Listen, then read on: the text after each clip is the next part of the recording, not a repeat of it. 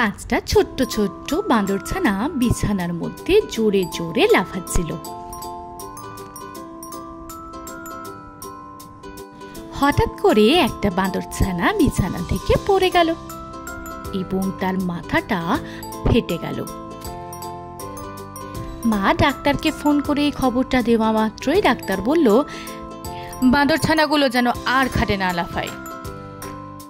এরপর আবার 4টে বাঁদরছানা খাটের মধ্যে লাফাতে শুরু করলো।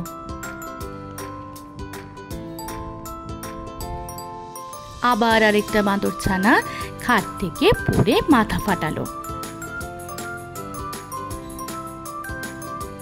মা ডাক্তারকে ফোন করায় ডাক্তার আবার বলল, বাঁদরছানাগুলো যেন আর খাটে না লাফায়। এরপর আবার 3টে বাঁদরছানা খাটের মধ্যে লাফাতে শুরু করলো।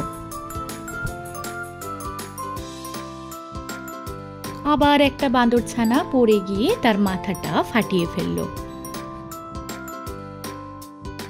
আবার মা ডাক্তারকে ফোন করায় ডাক্তার বলল, বাঁদরছানাগুলি যেন আর খাটে না লাফায়। এরপর আবার 2টো বাঁদরছানা ঘাটে এসে খাটের মধ্যে লাফাতে শুরু করলো জোরে জোরে।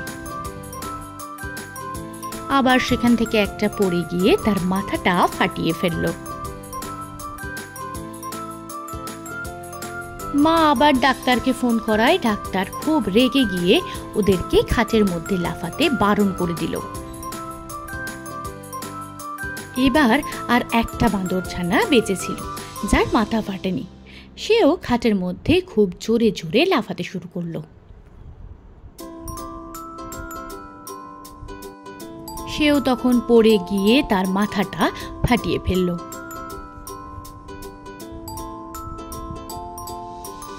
মা তখন ডাক্তারকে ফোন করায় ডাক্তার আবার বলল, কোনো বাঁদরছানা যেন খাটের মধ্যে আর না লাফায়। এবারে সব বাঁদরছানাগুলো একসাথে বিছানায় শুয়ে রেস্ট নিতে লাগলো। আর কেউ খাটে লাফালো না, আর কারোর মাথাও ফাটলো না। তোমাদের যদি গল্পটা ভালো লাগে তাহলে বন্ধুদের সাথে শেয়ার করতে ভুলো না। দেখা হচ্ছে পরবর্তী ভিডিওয়। আজকের জন্য টাটা।